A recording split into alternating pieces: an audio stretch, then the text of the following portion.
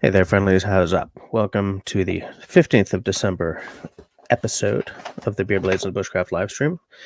Sorry, I'm a minute late, but I was using my sound setup to do something musical upstairs, doing a little recording, and I'd forgotten that I hadn't reconnected everything until I came rushing down here after falling asleep, putting the baby to bed. So, I don't know if anyone is actually watching, but that's okay. I'm just going to click a few little things here, see what I can see. In the meantime, I'm going to pop out the chat so I can see the chit chat in real time. I see Grace and Dill are both with me already. Plah, plah. Hi to both of you. Nice to see you. Nice to have some friends hanging out with me. I had something to talk about tonight, but I just don't bloody remember what it was. I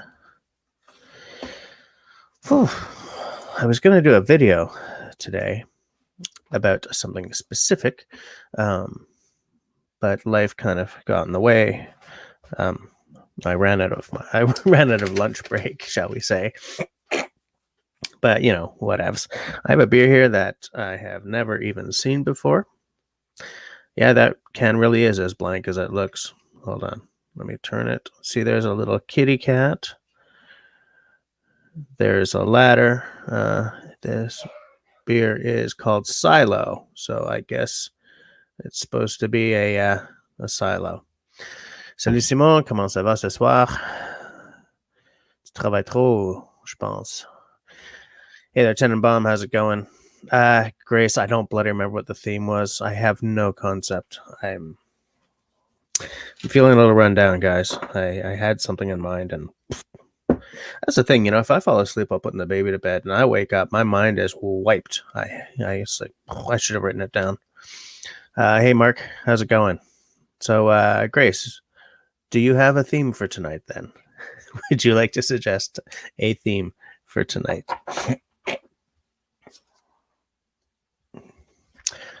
Yeah, I don't know. Anyone have a theme that they want? Something they're really burning to talk about? Shall I crack open this beautiful can of beer while we're waiting? I love this can. This is so cool. Little cat, little ladder, supposed to be a silo. Yeah, Simo, I figured you'd be tired. You can't see him because the camera is shite, but just above the cat, there's a couple of birds tormenting it. So, this is Silo from Fleury Alt, I think is the name of the whatever the brasserie is called in English, but I don't really know. It's a real weird can. El ambre caramélisé et amer, à boire en relaxant au soleil. So it's a beer that is amber.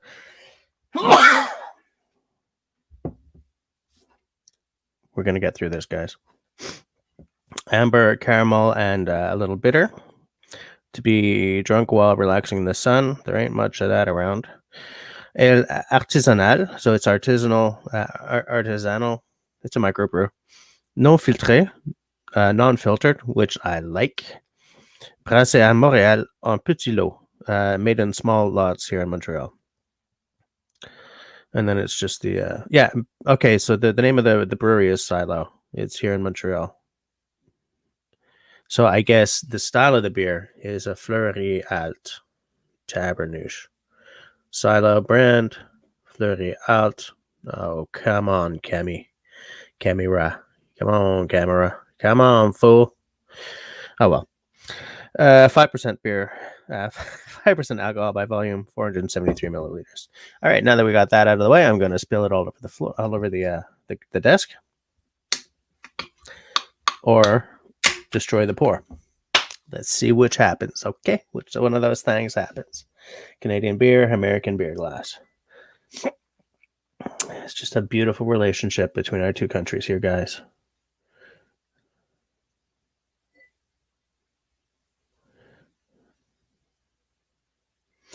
While I'm doing this, who else has got beer tonight? Who's drinking with me, guys? Let me just turn this so you guys can see this beautiful, beautiful color.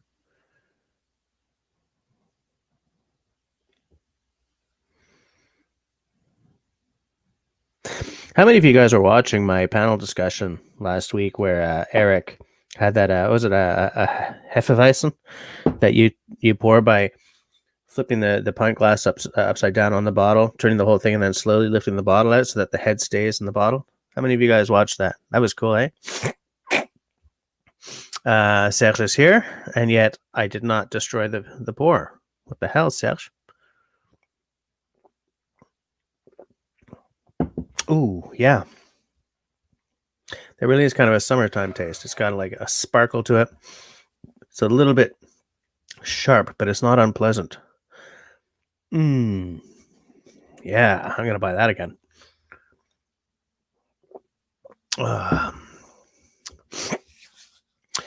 So let me see. What do we got? Grace is getting ready to water glass some eggs. I do not even know what that means. What is that? Anyone want to tell us what water glassing eggs is? Well, I guess Grace will tell us. Mark is asking if Simon wants to be taunted again. I have no idea what's going on. Red stripe. All right, Grace. Red stripe. Mark is drinking water. No head. That's right, Serge. I did it right with you in the room for once. Oh, Grace, you lived in Germany for a while. Your husband loved Weissen beer. One of my cousins lived in Baden-Baden. He was in the Canadian Armed Forces, in the Army, and when we had a base in Baden-Baden, he was there for a long time. Yes, Serge, there is something wrong with the universe if I can make a pour while you're watching.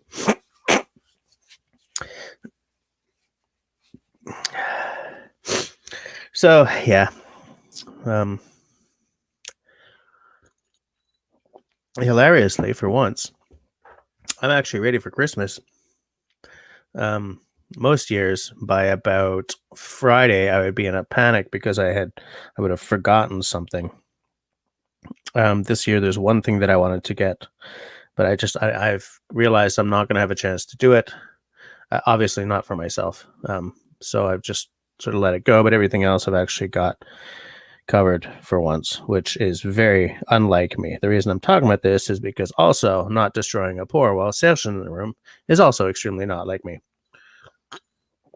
Oh, so good though. The joy of sharing the outdoors with others, be they friends or strangers. That's what Mark says we should talk about. It's not a bad idea. Oh man, there must be dust down here or something. I came down here, sat down, and immediately my sinuses went, "You." So it's okay. We're gonna get through this. Water mixed with pickling lime in a jar. Put your eggs in, good for up to 2 years. I've never even heard of this. What did they call that? Water glassing? Glass watering? What was it? Water? Glass? Water glass. Huh. Interesting, Dale. Grace. No, Grace. No, it's not a cold. Simon is right. Christmas has been kind of canceled in the province of Quebec. So we'll probably be doing Christmas over Zoom or FaceTime or something. I still bought a turkey, though, for some reason. I remember, I think it was one of the first Christmases I had with my wife's family. Someone had hunted quails or something. Oh, hey, Dauber. And man, there was a, hey, come on, man. You already retracting messages, Dauber? You only just got here. What's up with that? But man, there's a real,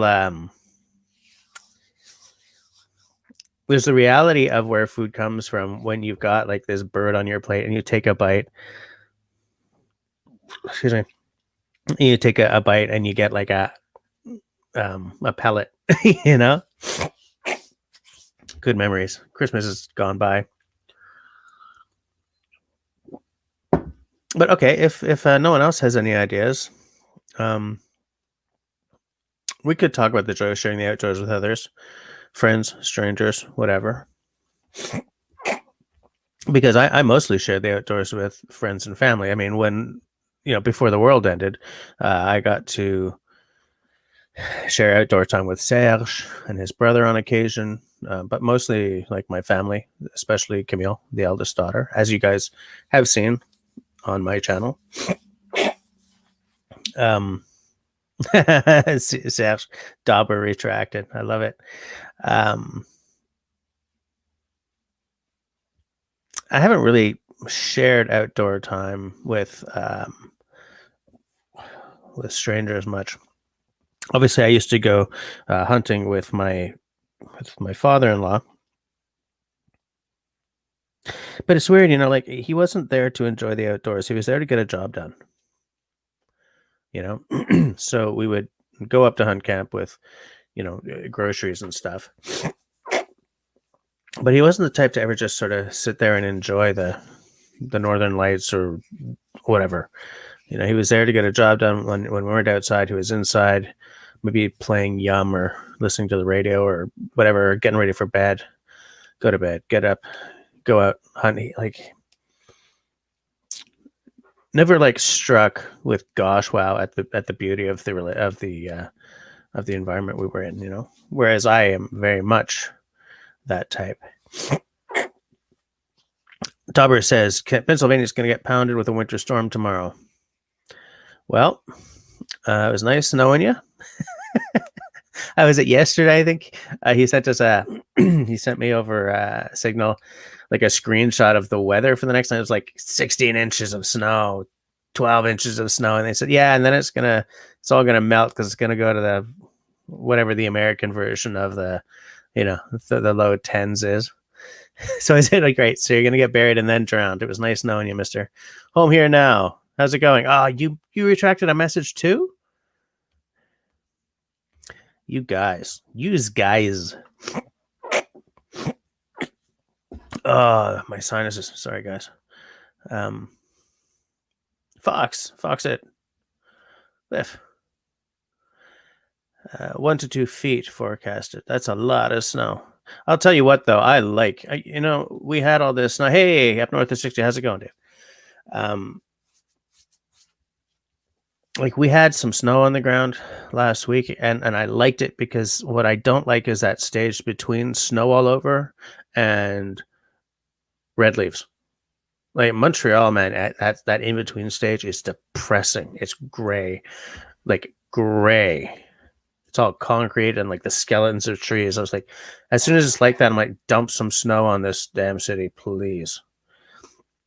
And so we had a little bit of snow, and it was happy times, and then it all went away, and it was sad times, and it got kind of bitter. And anyways, today it snowed a bit more, so.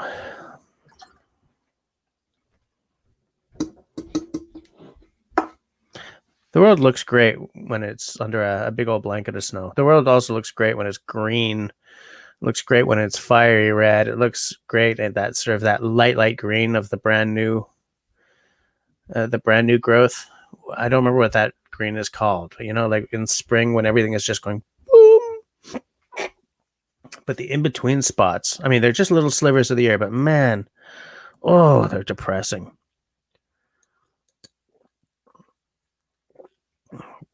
So, Dauber, I will say that getting a foot or two of snow all of a sudden like that is going to be tough to dig out from under. But there's nothing like having snow on the ground, Yeah, and if you can go snowshoeing on Saturday, hells, that's cool. Snowshoes and daughters completely changed my relationship with the winter. I used to really not like winter because I was never into like downhill skiing or anything like that. Although I did like cross country, but getting snowshoes really improved things, and then getting a daughter very much improved things because man, the winter is like party time for that kid. Wow, it's minus 40 with a minus 50 wind chill up there tonight. Whoo! Wow. Montreal, it very rarely gets to that kind of temperature.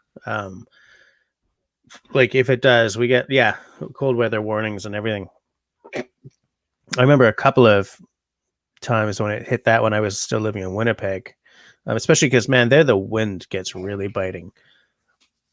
Man, the wind can draw blood in Winnipeg, man. But I had this. Who was I telling it about this? I just hope it wasn't something I said in a live stream recently. No, I think it wasn't, because this is only like 2 or 3 days ago. I popped open the front door because Camille arrived home from school, and there was like a cold snap in the air. You know the way the cold smells when it's like a dry, early winter dry cold. Not like 30 below or anything, like 10 below, but none of that horrible Montreal moisture in the air. There's no humidity there. It's like this snappy little early winter cold, and it smells a certain way and it feels a certain way. And I opened the door, and that went poof, and it just sort of brought me right back to hunt camp, right back to that thing I keep telling you guys, where like you've been outside and you've been cold, and it was like maybe 40 below, and maybe more like 20 below. I got 40 in my head because of but you've gotten your stuff on, taken off all your stuff, you've had supper, you've built up a fire in the stove, and you're getting into your sleeping bag, and the lights are out. And when the lights are out in the woods, it's not like here where, you get into bed and like headlights go across the wall, or you don't hear like sirens whooping by the way you do in downtown Montreal or any of that stuff. Like all you hear is nothing, maybe a little wind, maybe a coyote or a wolf or something in the distance. And you just, boom, snuggle down in there and you're warm. It was my favorite moment of hunting. My favorite moment of hunting had nothing to do with the stuff that most people love about hunting. It was those little moments. I miss those moments. I got to get the hell out of this city so I don't go absolutely nuts.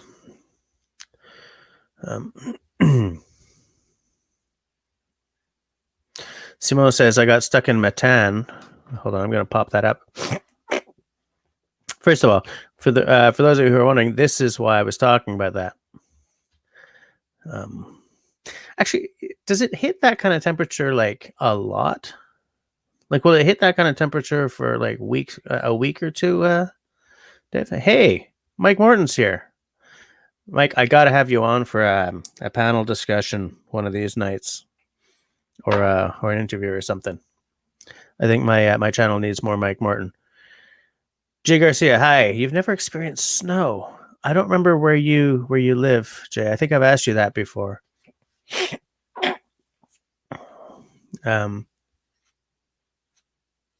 Oh yeah, Dauber, get those pics. Get those pics.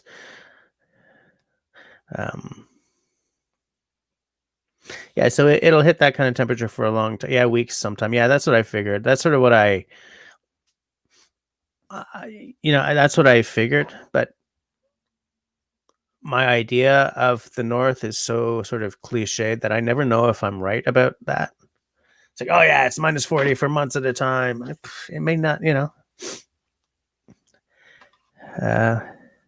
Costa Rica, right.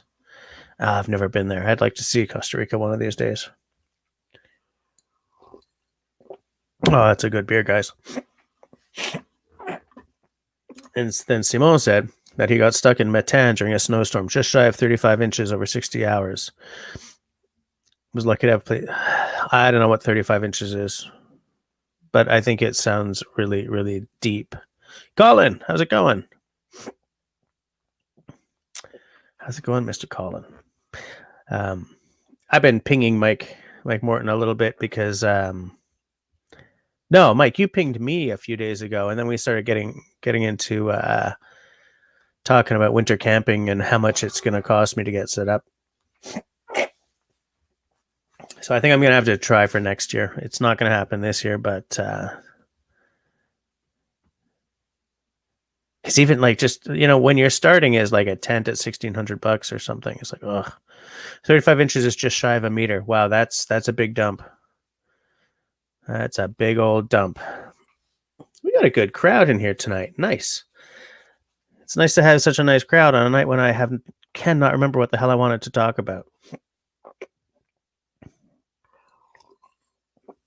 So, but what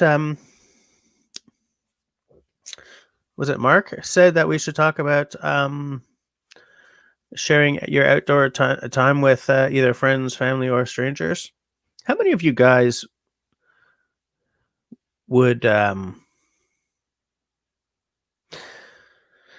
I know some of y'all are American, so there's kind of a weird thing about strangers in the woods down there. But like, if I was sitting, in a lean-to or sitting next to a fire, and there's like no one around me, and suddenly a stranger came out of the woods, I don't know how safe I would feel. I don't know. At hunt camp once, we were inside our cabin, and doing the after supper stuff, and there's a knock at the door. We open it up, and there's 3 guys with rifles there, and the orange vests and everything. One of them had hit a deer earlier in the day, and they were tracking it right through our territory, and so they came to the door and said, A, can we track through your territory? We said yes. B, have you seen a deer that was bleeding? We said no. So then they just kept on going. Like the guys I was with knew how that felt, so they sort of commiserated for a while, and then the guys sort of wandered off. But I live in a place where that is more normal than a guy showing up with a rifle and taking your head off. So I don't know if, but it's funny because if they had been bad actors, there's no help for miles around, I didn't think of that until much, much later, but anyway.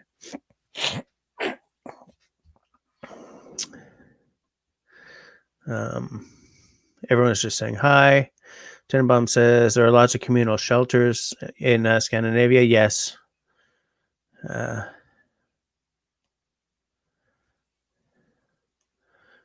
Who's got 100,000 subs?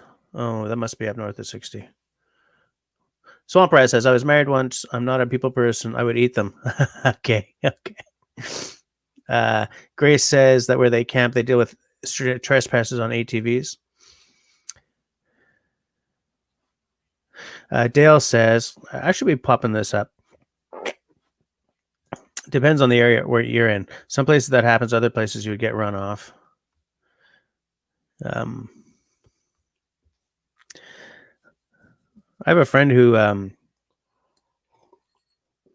went on a ski trip, like a several-day ski trip with his class in university that turned out to be an utter disaster because the teacher who would take these kids on these trips every year had just, I guess, been lucky, and everything had never gone south on him, but it did on this trip. And so some kids lost toes due to frostbite and stuff. Because this guy he didn't know how to lead a group, really, in terms of, like, he knew how to be the guy in charge. It's like, okay, tonight we're heading that many miles, because this was Boston-ish. We're going to camp at this public at this set shelter, and then tomorrow we're going to hit that one, but as soon as everything went south, he didn't have the wherewithal to say, okay, we're going to change tacks here. He was just like, no, we got to keep going.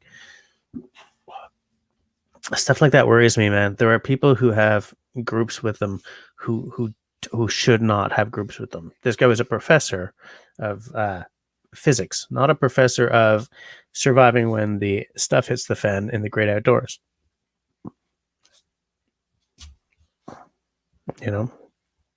And so my friend is telling me this story. It's like everything he's telling me, I'm like, why was this guy leading young people through the woods? Just because he likes to do that kind of stuff doesn't mean he,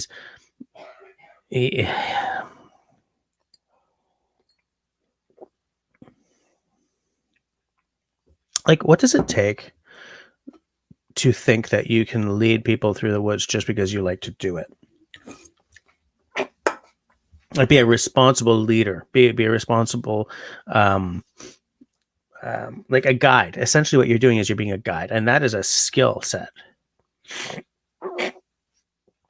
Sorry, guys, my sinuses are just going crazy on me. That's a skill set that you need to hone if you're going to be essentially responsible for like 12 kids, 12, 20 something kids, 12, 20 something year old kids. I just, terrible story.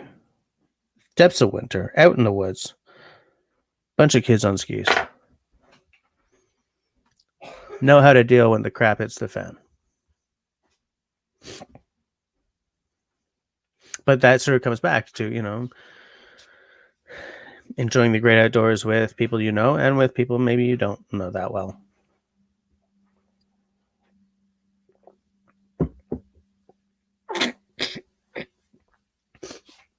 Jay, are you asking everybody up north of 60 this? It's funny, Jay, because when I get to camp, and I'm starting to do all the sweaty work of, I think I figured you were asking. He's asking you, Dave. Now, I'm not in the Northwest Territories or the Yukon or something up north, but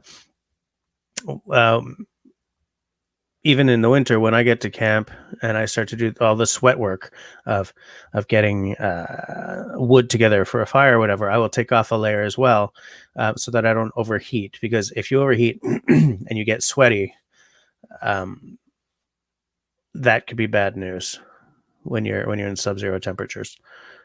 So while I'm doing all that heavy work, I'll take off a layer or two. Because while I'm doing the chopping and the sawing and the this and the that and carrying stuff around and trying to get a fire started and all that, I don't need as many layers because I'm generating more heat, right? And what I don't want is to have all these layers on and then get moist inside, especially if I don't have like a hot tent, and I don't have a hot tent.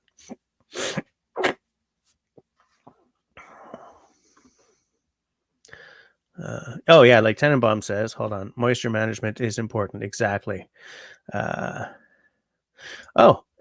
says that Dave explained it on a couple of videos ago. Lately, I will admit, Dave, that I've been watching your videos, while I'm doing the dishes or whatever, and like I'll have a video on, and then the missus will walk in and start talking to me, and so I may have completely missed that. Mark says when he was guiding troubled youth in the winter woods, put the kids bare cold on our bellies to make sure they'd not get frostbite. Yeah, I wouldn't do that now. Even having my baby's cold feet on my belly makes me. It said it motivates me to make the fire quicker. That's a good point. Oh, actually, what Serge says is interesting too, though. Taking off a layer too early. I feel that very often I can recover from that just by getting to work and moving a lot. But yeah, I've taken a layer off too early and been sort of shivering until I really get hey Tyler, until I really get moving as well. So I mean that's legit. That's legit.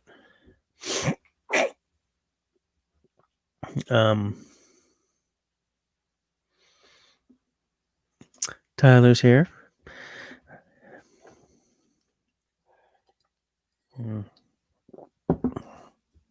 Did you guys watch my my gift guide this year? Man, I didn't want to do it. I felt that it was. I felt that doing a like a stocking stuffer gift guide was a good way to still get a gift guide out without feeling guilty over putting out like something with $100 to $300 things on it at a time when I personally know people who've lost their jobs due to COVID, and it's difficult for me because I'm not in trouble monetarily. I'm in a drag monetarily because my band isn't playing, so that's a large chunk of income that's not there. But the day job, the company I work for, is doing great. It's doing like better than it did last year, and they're giving out bonuses this year. So the day-to-day job thing, I'm not worried about losing my house, and I know people who are. And so I was like, I can't do that. I cannot do what I did last year. And so I had originally decided I wasn't going to do one at all. But the world, I joke in saying that the world is ending, but it's not. It's not ending, and Christmas is still coming, and people are still buying things, and people are still wanting things. And I figured I will just do stocking stuffers, affordable stuff. The most expensive thing on there is a ferro rod, like made by a one-man shop, so it's like a $30 ferro rod. But I couldn't do my usual gift guide, and that's why I said it's so late. It's funny because it's been out late every year for the past 4 years. I keep wanting to get it out in time for like Black Friday for you guys down in the States to but this year I started filming one and said no. I even have the notes here of things. It's like tarp, tent. I was like, no, I can't do it, man. I just can't. I would feel terrible doing it. I would feel tone deaf, I think. And I've seen some gift guides that are still doing the really expensive stuff, and I find it absolutely tone deaf. It's people who just are not in touch with the reality that some people are living in right now.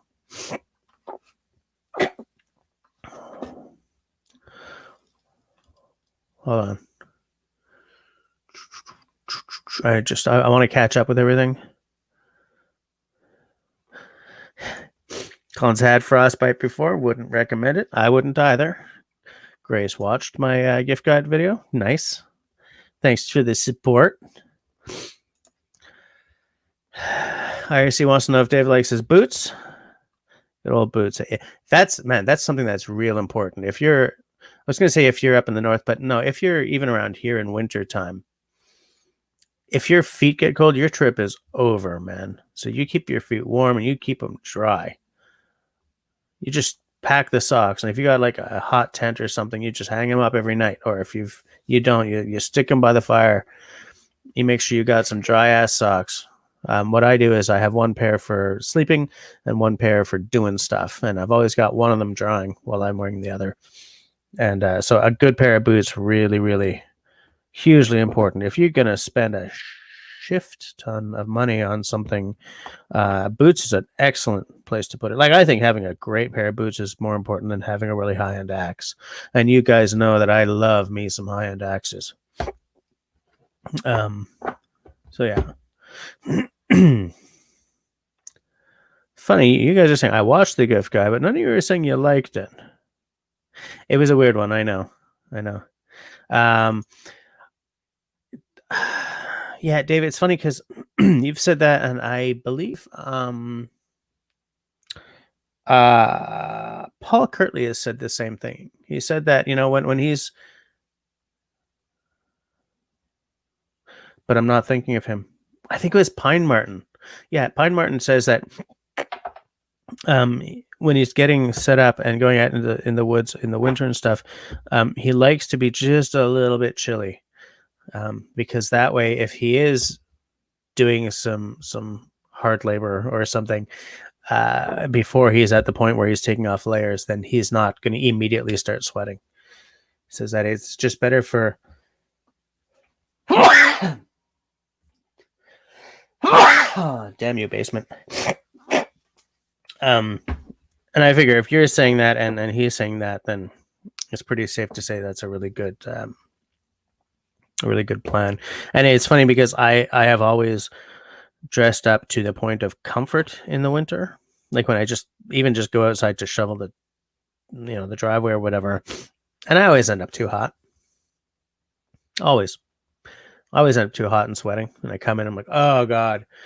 So, I mean, I think you guys are onto something there that I should really, really start thinking more about.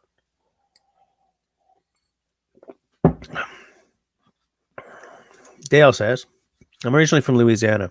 Cold weather survival training in Alaska taught me that I'm not a wintertime camper, so I never tried it outside of a cabin. Oh, God, my sinuses. Holy crap. Yeah, Dave's got some nice boots. Hi there, Sajjad Hosseini. I don't think you've been around here before. Welcome to the stream. I hope you you enjoy what you're seeing. This is a weird one tonight because I forgot what I wanted to talk about, but we're having a good time anyway. There's some good stuff being said in the side chat.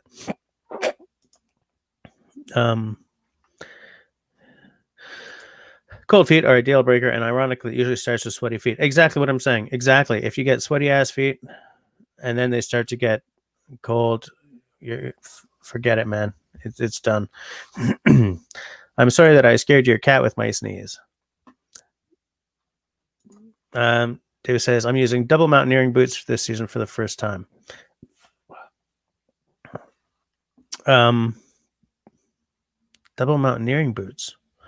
I don't remember this either. I got to rewatch a lot of your stuff, dude, because I watch you all the time. But because it's on while I'm doing stuff, because I don't have any time to just sit there and just watch anymore, I feel that I'm missing stuff on everyone's channels.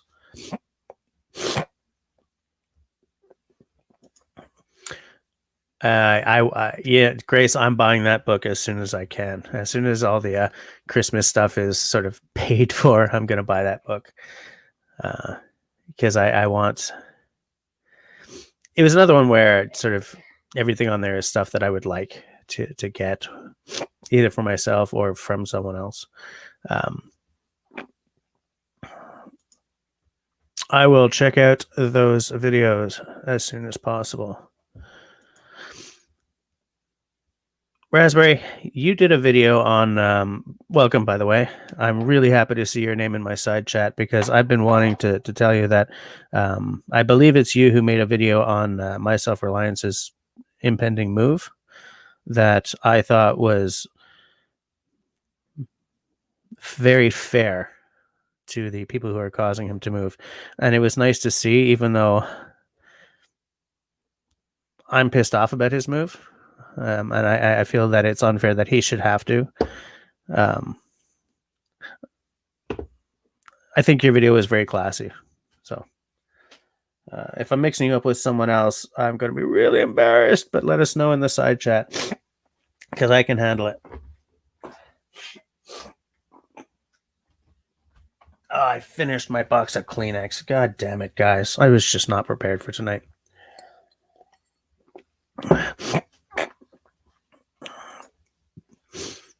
Oh, you're from Iran.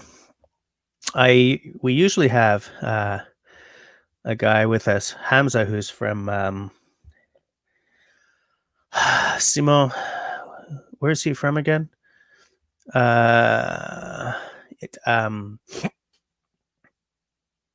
Former French colony. What the hell? Crumbs. The name of the country has just gone out of my head. Oh no, Simo, help me out here. Where's Hamza from? Tunisia? Is he from Tunisia? I don't think he's Algerian. Hamza, I think he's Tunisian. Tunisia, yes. Yeah. So, Jed, how late is it where you are then? It must be late. Or very, very early in the morning. Yeah, everyone's telling me now that it's Tunisia.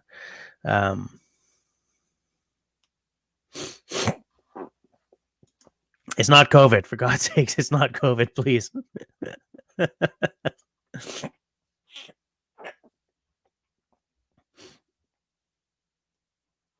Yeah, no, Dale, I agree with you. Sometimes it is better to just move away because you're not going to ever enjoy a good relationship with someone who has taken a disliking to you. you know. But I'm interested now, like why he's finishing that little workshop if he's just going to sell the place, or is he going to sell the property? I don't know what his I don't remember what he said his plans for that property were. 6:10 a.m. Wow. Wow. Hey, Hike with Mike is here. Hike, say hi to Sajed. He's new around here. Sajed, I like everyone to be very welcoming when someone shows up for the first time. I think the workshop is at the new place, but I'm not positive. Oh, maybe. Okay. Okay. I'm sort of starting to get his videos a little addled in my head, so okay. Oh my god, guys. No Kleenex. What a disaster. It's okay. I'll just just kidding.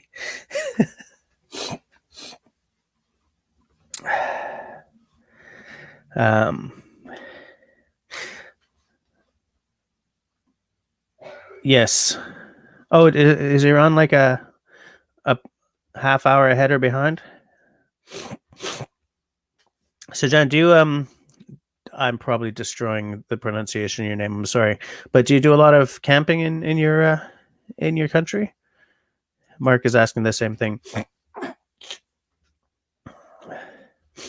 If so, like, man, I would love to know what it's like to go camping somewhere very, very different than where I live. Hamza once invited me to go to a bushcraft week or something in Tunisia, which I would love to see. I'd love to see Australia at some point and try bushcrafting there. I mean, obviously, my number one place I would like to check is Sweden, but yeah, I'd like to see Iran one day.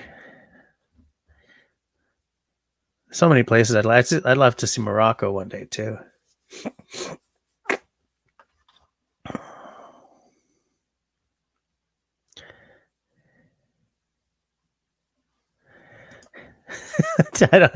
That's weird, Pike. I have no idea.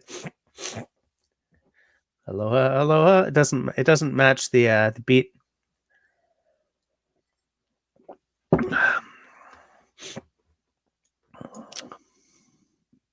Yeah.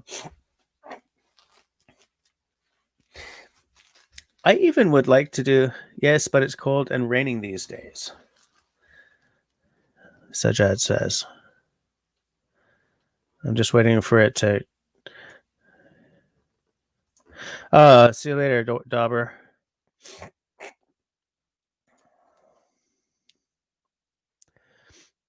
So when it's cold and raining, like, do you use a tent, Sajad, or do you go under like a tarp? You make a fire when it's cold and raining out. I have a couple of videos of bushcraft camping in the rain. Serge can tell you. I wish I could just sort of find that video and put it up here, but I don't want to be distracted.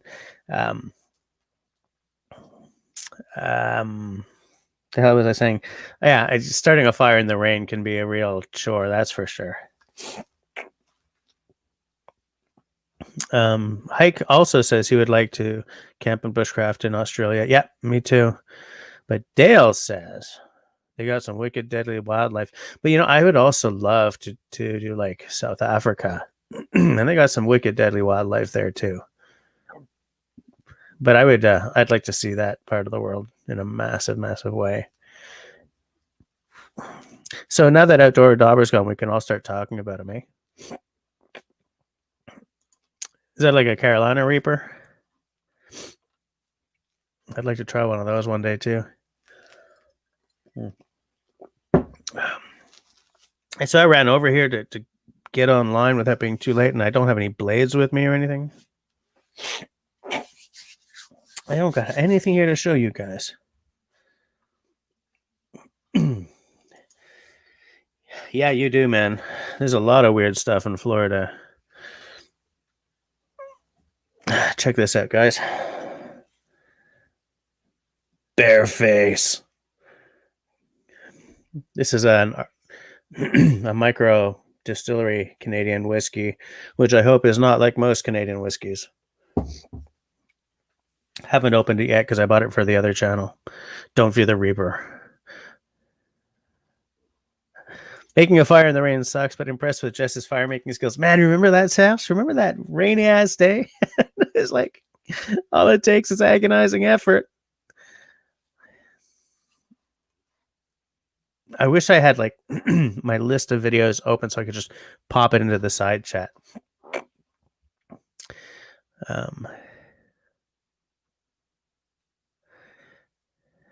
Oh, okay. Okay, so Russell says Sean's workshop is on the new property. Okay, that makes everything so much clearer to me because I was watching him build this. I'm like, why is this happening? Okay. All right. Yeah.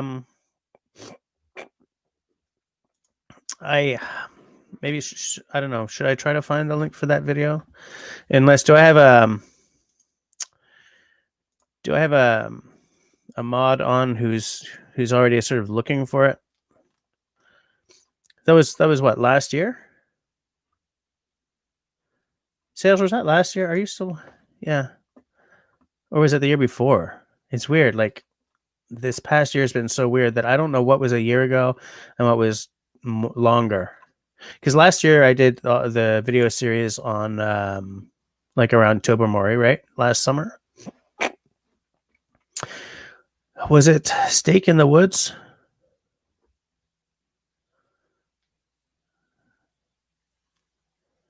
Remember we did one like Stake in the Woods 2019 kind of thing, but I don't know if that was the rainy one. No, that wasn't the rainy one. Bacon and beer in the woods? No, because the rainy one wasn't a bacon one, was it? Ah, which video was this? Which rainy was it? Yeah, my feet were wet. Oh, Russell's on Instagram. Oh, but you rarely use it. Okay. Hike with Mike. It was like American style strips of bacon.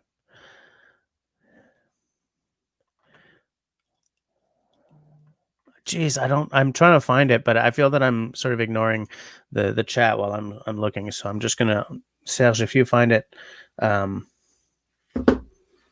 you know what, Serge, if you find it, what? Put user in timeout or block user? No. Oh, wait a minute. Okay, Serge, you're a moderator, so you can put the link up if you find it. Okay, good. Man, Russell, Instagram is my jam. I feel that with Instagram and YouTube, I almost don't even need Facebook. Hey, Austin, how's it going? Uh-oh, I'm out of beer, guys. I'm out of beer. That, Grace, sounds like a Jesse nightmare. Couple of things. I hate spiders. I'm not big on bugs. When my kids are around, I bury both of those things because I don't want to pass those on to them. But man, I'm not great with spiders, especially like big ones. It's like, oh, no.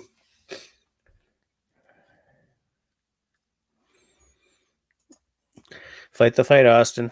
Fight that corporate greed.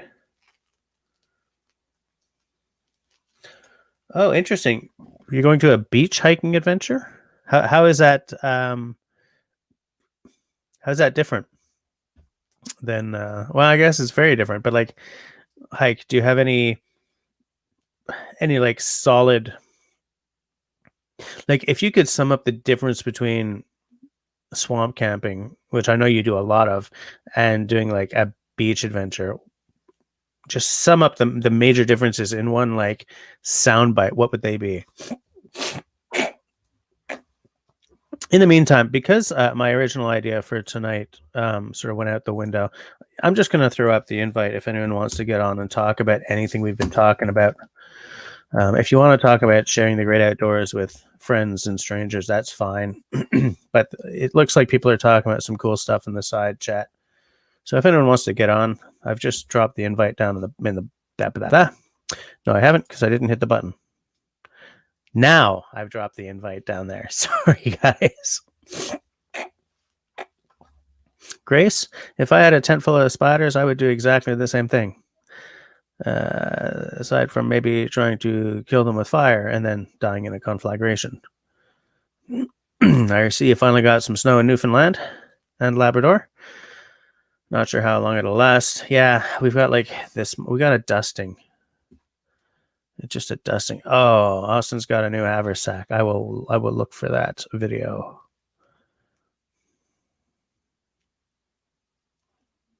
Oh, I see. Yeah. I know what you're saying. A lot of my camping, like when I go with the family, is very similar. I enjoy it though. I enjoy it because to me, all time in the woods or nature is good in some way. And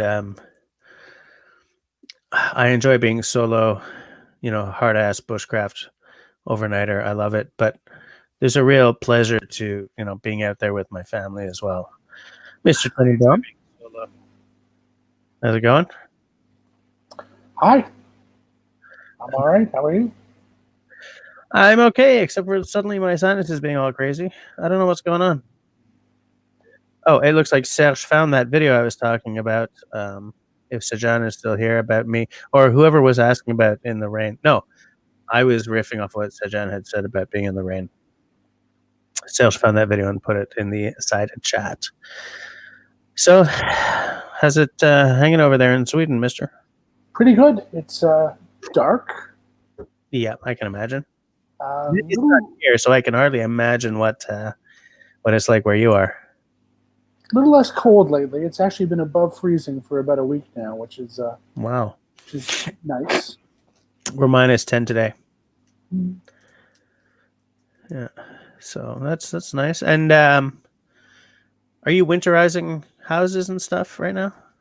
I'm still at what I would have considered to be my summer place, so I'm sort of watching and seeing how it behaves in this temperature. Okay.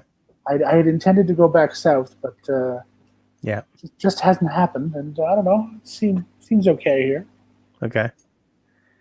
Okay. Well, that's because you're gonna move to the other house for the winter. Am I right? Yeah, I think for January through March, it's probably a pretty good idea. But I want to be sure that this place can survive without me. Just to say, no water damage as a result of things freezing and what have you. Yeah, I get it. Yeah, that makes perfect sense. But I mean, the previous owners were probably okay, right? I think so, but I think they stayed here. I mean, I'm using this house as a seasonal house, where I think everyone who's ever lived here before lived here year round. Okay. So it's sort of a question of, can I turn off the heat safely? I think the answer probably is no, but I can turn it down.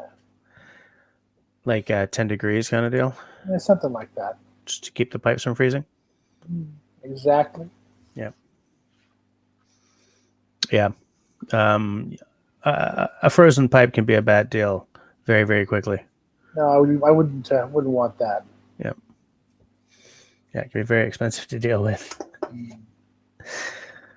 So I don't know. Other than that, things are good. I have about a month off now. As some of you know, I'm a teacher at the university level, so I have a little time now, which means I can responsibly be here at this time of the night. And which is nice. I have nothing scheduled for a while. So are you going to try to get out to do a little winter camping? I don't know about winter camping. I have not been feeling very well, so I do not want to push it. Okay. I'm not going to say I have the disease, but I don't know that I don't. Fair enough. Fair enough. Many, many people I know are in exactly that spot right now. Yeah. It's been interesting. I think that's the way I'll put it. Yeah. Yeah. Anyway, yeah. We're living in a weird time. My ambitions these days are more or less to get outside for a couple hours. That's about my speed. Right. Yeah. Okay. That's legit. As long as you get some time out, I guess. Yeah. Well, I mean, it's important. I mean, it's sort of vaguely not dark between about 9 and 4, and not sunny. It's just sort of not pitch black. So that's the time of day when one should go outside, I think, and remember that the sun exists. Yeah. And try to avoid that seasonal affective disorder. Yeah, I one of the things about this place is that the lighting is not exactly optimal, and that is one thing I miss. I try to turn all the lights on, so I don't feel like I'm living in a cave. In a cave. Yeah, it's funny because it gets dark pretty soon here. Weird thing, man. The province of Ontario passed a law that they were going to do away with the time shift. But that this law only comes into effect if Quebec and New York State do the exact same thing. It's like, how's that for pretending to take a stand, right? Do you know those heritage minutes where they talk about Great Canadiana? Yeah, I didn't know they were still doing them though. Well, this is a few years ago, but there's one with Sanford Fleming, the famous Canadian engineer. Yeah, and they're talking about how he's creating the National Railroad. And as a result of that, standardized time is needed, because if everyone has different time, then you don't know when the train's going to show up. So they imply that Sanford Fleming is responsible for standardized time and time zones. Well, they're not alone in implying that. There's a lot of literature that blames him for it. I'm sure it was a good idea at the time. Yeah. But, now the argument is less clear. Although, I mean, there are some places, like, for example, China, the whole country's on one time zone. Yeah. And it's like 3 or 4 nominal time zones wide. Yeah. So you can do it. It's just you have to be comfortable with some people waking up at 4 a.m. and some people waking up at 8 a.m. Yeah, and can you imagine a country the size of Canada doing that? Give me a break. Wow. Well, that would be something. I think that would be too much, I think. But yeah. But yeah. I'm not a big fan. I think we've talked about this a little bit. The time changes just throw me off. I'm off for 2 or 3 weeks. I just don't. Yeah, I think that we're at the point where we really don't need that time change. We really, really don't. Well, everything's digital. I mean, I have to hunt for the 1 or 2 things in my house that I actually have to change, because everything else changes. Just changes. Yeah, but you know what? It doesn't change automatically. Me. That's the thing. Huh, dude, and the 21 actually she's going to be 2 years old at the end of December. She doesn't change automatically. Holy crap! Yeah.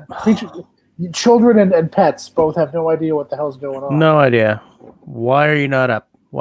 Come on, get up. Come on, get up. I'm like, I just want to die. just leave me alone. Let me just lie here and die. The other thing is that not everybody changes at the same time. We don't change our clocks when you do. So if you get used to a particular interval, like usually it's 6 hours difference, there's a few weeks a year where it's 5 hours difference, and a few weeks where it's the other way around. That's quite confusing. That's weird. Yeah, it can be. It's bizarre.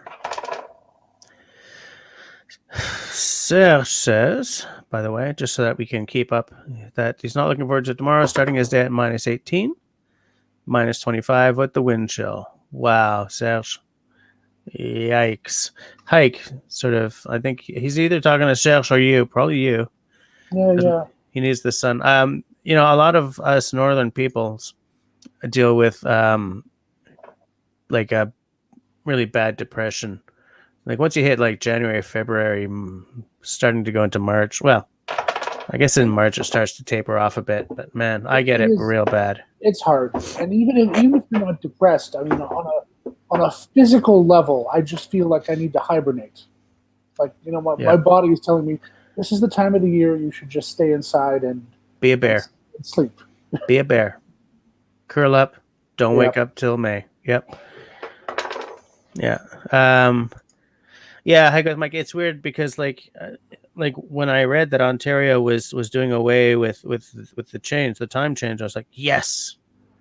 Then when I read that it was dependent on us in New York doing the same thing, I understand why. It's so that they don't suddenly they're not suddenly an hour off from all the businesses that they're dealing with in, like, say, New York City and Montreal. But come on, just do it. That probably is the reality, though. It'll probably have to be a block of states and provinces who all agree to do it together at the same time. You're right, though. Someone should have the courage to just do it. Do it. Just freaking do it, because everyone else will do it, because they will see, wow, it's working for them, so let's do that. Because there are people in every bloody province and state saying, let's do away with this. Saskatchewan doesn't even do it. Yeah. And they haven't fallen off the edge of the earth. You know, someone argued that they're not on the edge of the earth, but that's another matter.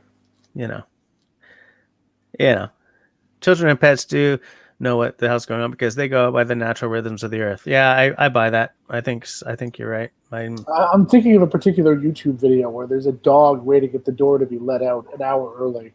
And you know, people talk to dogs, and their owners trying to explain to the dog daylight savings time. Yeah. Of course, that, you know, dogs are smart, but there's a limit. They don't, I don't think so. Yeah.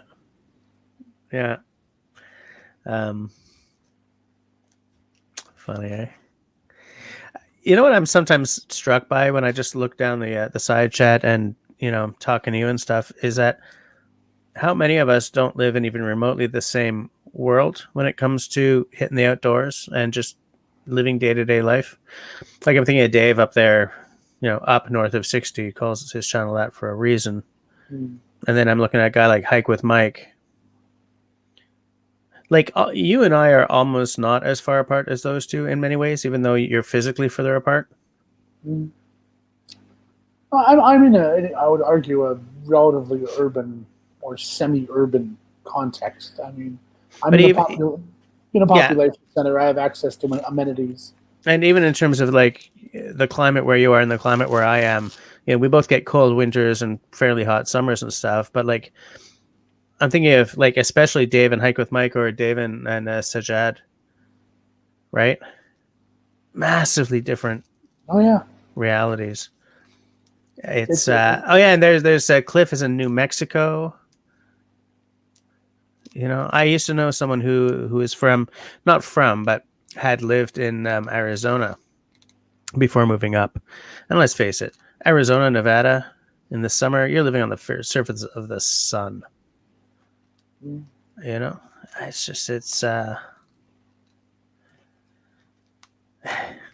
a great planet, man. You know, I'm all about the geography.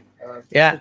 Personally and professionally. But yeah, I'm a bit of a geography geek as well. I want to camp everywhere. It's a very interesting world.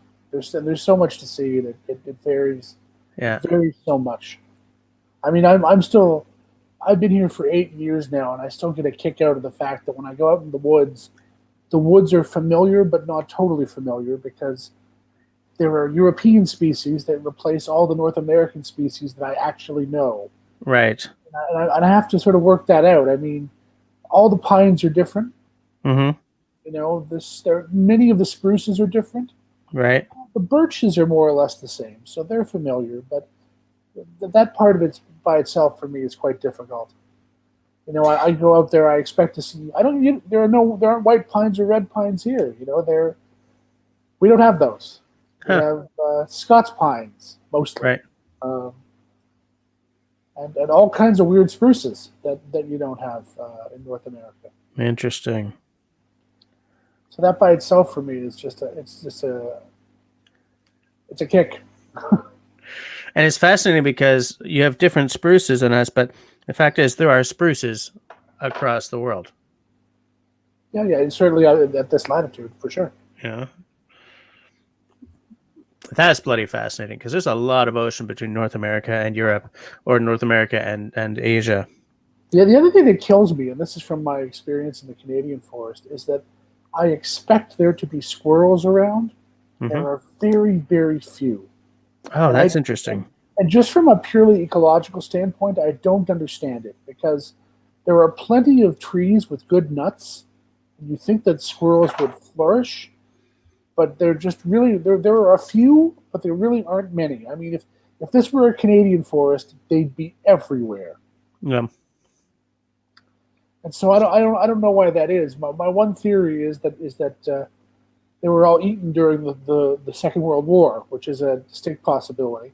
But Fair enough. you'd think they would have recovered by now.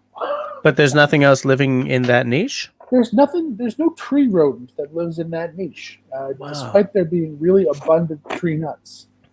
There are That's a lot of interesting. raptors, so I wonder if the raptors are just sort of Keeping them down. winning the war. But you'd think that would cycle back and forth. And, Yeah. no, I haven't seen it. We have these cute little red squirrels. They're different from the Canadian ones. They have these tufts of hair Yeah. above their ears. But I think in 8 years I've seen one or two. Interesting. Whereas especially, I guess you can't really compare to Montreal or Toronto. But you go out in the city, you see 100 squirrels. Mm-hmm. You just don't see those here. We don't have raccoons here. We will because they were introduced in Central Europe and they're slowly creeping their way up. But they've never been a native. They're not a native animal in this part of the world. Why would they introduce them? Why? Well, it's one of those many mistakes that sort of happen. They can't undo it. And I think they're like the raven. I think they're a generalist who will thrive. There's no stopping them. It's just a question of time, I think. Oh God! The other thing, by the way, that happened in Scandinavia around here is that there's a bridge between Denmark and Sweden. This is now 20 years now. Really opened around 2000. One of the big protests about that bridge is that it would create a land link that would let European animals easily reach Scandinavia through Denmark, and it is slowly happening. There are slowly invasives that are sort of filtering into the southern Scandinavia and then up north through the bridge. So if a raccoon's going to get here, that's probably how. That's too bad. There have been a few reported sightings, but nothing really, nothing solid on that. That's crazy. That's the kind of thing that's like, and I'm not saying, I'm not entirely sure what I'm saying. I know that introducing a species to an area is never great. It's never great. It never works out the way you think it will. It never bloody does. And people keep doing it. It's like somebody somewhere is going to clone a freaking dinosaur, right? And it's going to be Jurassic neighborhood. Because, of course they will. Anything you can do, I don't mean now, maybe 100 years from now, but anything you can do, some idiot is going to make the mistake. The danger is that what I would call the super generalist, like a raven or a crow. I mean, slowly but surely, ravens and crows are replacing every other bird on Earth. Mm-hmm. Because they're smarter and they can outcompete them and they can do everything. Yeah. So, soon it'll just be ravens and seagulls. And then eventually in the coastal areas, there'll be seagulls, and everywhere else, there will just be ravens. Yeah. And that'll be it. Yeah. Russell's having trouble with his internet tonight. Sorry to hear it. He wants to clone an alien, maybe mix alien with a dinosaur. See, I told you someone was going to do it. Look, he's even telling us he's going to do it right there.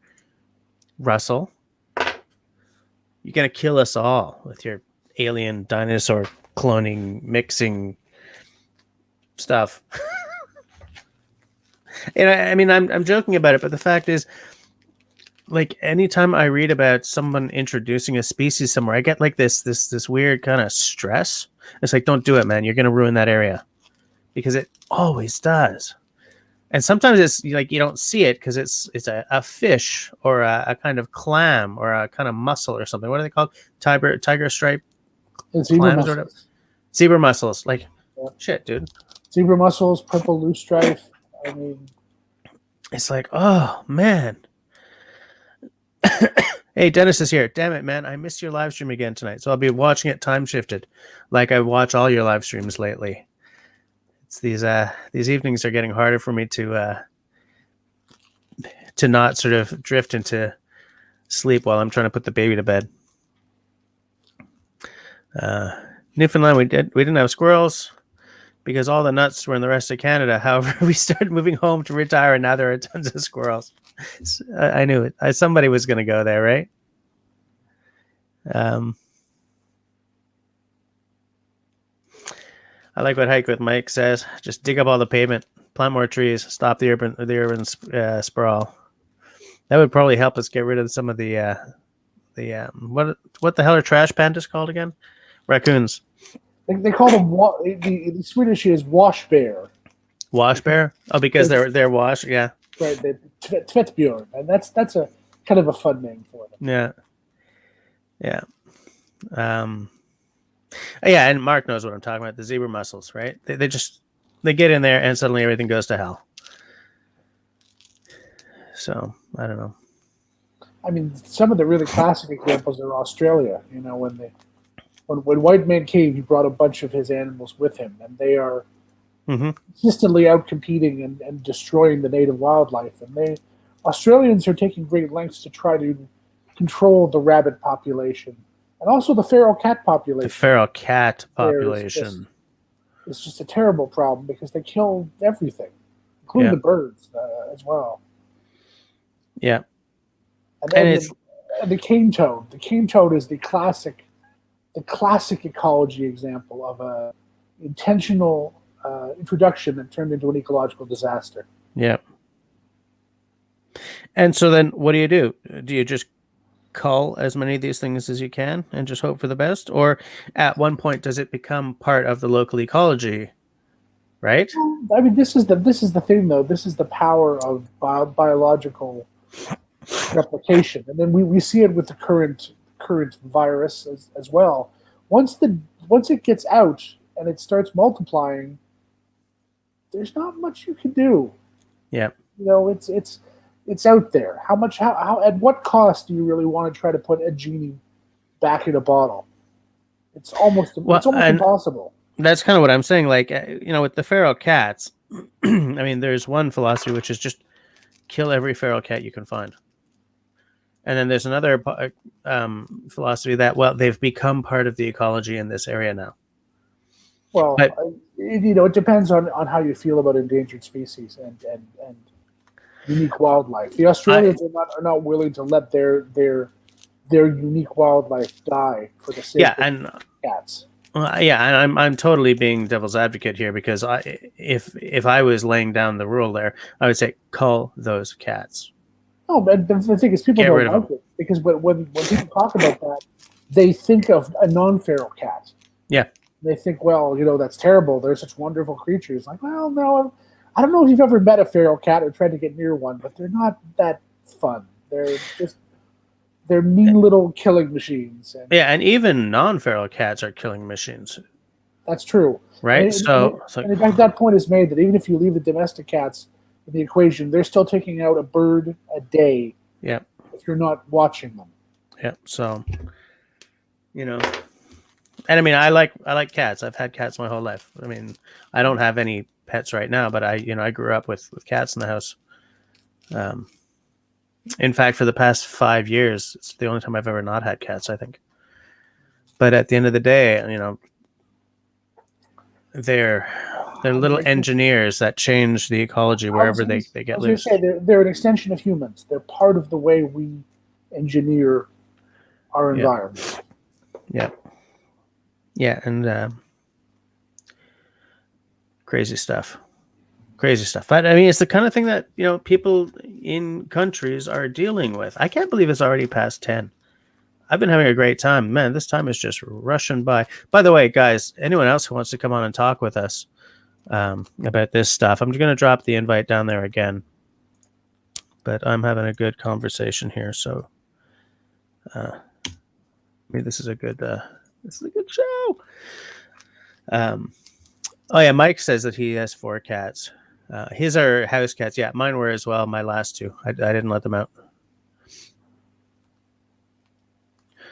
I think like Australia, they also have like a rabbit problem, right? They have a huge rabbit problem. Yeah, I know like rabbit fences and stuff. It's another thing, like places like Australia and like Hawaii, where you introduce something and it starts taking out stuff that doesn't exist anywhere else. That's a problem, That's a massive problem. But I keep thinking about the maples all down the street I live on. And in fact, most of this neighborhood, they're all what's called a Norway maple. That's right. There's another example. We don't have sugar maples or red maples here. That's our native maple in Scandinavia. Well, the thing is, they're not native here, but now you find them out in the wild. They were a very, very popular street tree, so there are tons of them introduced in urban context in Canada. Well, it's because they grow very, very quickly, but they also die very early. Like this entire neighborhood's maple. Like all the houses down this street and this neighborhood, they're all from like 1951, right? They're all post-war houses. They were all Norway maples, and they're all dying. And in the autumn, they're not nearly as pretty in terms of their colors. They just sort of turn a sickly brown. Yep, they're not very pretty. They leave so many damn seeds that it's terrible to deal with. They're weeds, man. Right here, they're weeds. They're not pretty. They're not, oh, Iris going to bed. All right. Little cat calling your name. All right. Have a good night, mister. And perhaps most seriously, they do not have the sugar concentration in their sap to make decent syrup out of. So they're useless. Yeah. Absolutely. I like what Simon says here. In Canada, winter wants to kill you. In Australia, everything wants to kill you all the time. Well, they certainly win for poisonous snakes. I mean, they've got nasty snakes there. Hike says the squirrels are really fat this fall in Florida. I think it's going to be a cold winter. In Florida, we've already had several days at the freezing temperature of essentially 0. You're reminding me that we've got a squirrel living in our in the roof of our solarium that we're trying to get rid of. Now, here's the thing. In Montreal, it's illegal to trap squirrels. So we called a couple of companies, and it's all like $1,200 to get rid of a squirrel. So I think what I'm going to do is I'm just going to find, like, there's a kind of one-way gate. Here's the thing. You hire the company. Here's what they do. First thing they do is, that's the hole they're going in by? Yes. They put a one-way gate so that the squirrel can get out but can't get back in. And they leave that for a few weeks, and they've got this like disinfectant stuff that they blow up in there so that it doesn't smell its home anymore. It doesn't smell squirrel there. And they go around and put all these special grates on all your openings, like the dryer vent and all this stuff, blah, blah, blah, blah, blah. And then after a few months, they come back, they do an inspection. Okay, the squirrel is fundamentally gone. That place where they put that one-way gate, they pop that off and just close it up. Okay? Now, because I'm not allowed to trap a squirrel, and they're not allowed to trap them either, the only thing they can do is block it from your house and hope it finds someplace else. Which, by the way, is why you don't wait until spring to do this, because if that thing's got babies and you block it out of its house, it'll destroy something to get back in, right? So I've been, like, today I started looking for that one-way gate that I could put on my soffit, because it's a hole in the soffit that is coming out. So that, at least I can start with that. But that stupid squirrel, I hear it digging around up in there and thinking, the gods only know what it's doing to my house up in there, Well, if you wanted to entice it to be somewhere else, I spent one summer trapping rodents for a scientific study, and I can tell you that a blob of peanut butter is basically irresistible to any rodent. Yeah. So if you put a big blob of peanut butter outside of where you want it to go, your chances are good that it will go there. Yeah. Good to know. Yeah, but I got to deal with it because it's driving us crazy. And I don't think I really want to give somebody $1,000 to deal with it. I mean, it seems a little excessive. Well, it's like it's $800 for the basic job, and it's like $1,000 for or 1,200 or whatever for like the full on, every opening job. I'm gonna see if I can just do it myself, save like $900.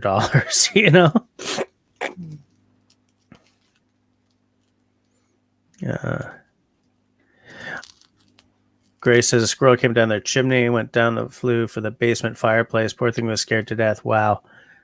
Did it live? Did it live? See another day? El Nino, if El Nino's this winter? Great. Going Green Mama's here. How's it going? How is it going? What is new around your place? You seeing any outdoors time? I'll tell you something for free, though, guys. I'm about done.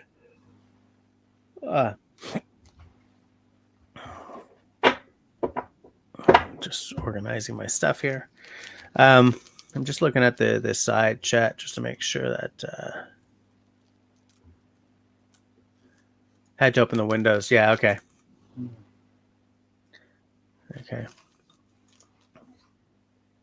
I'm interested about that not being a lot of squirrels in a Swedish forest, though. That's weird.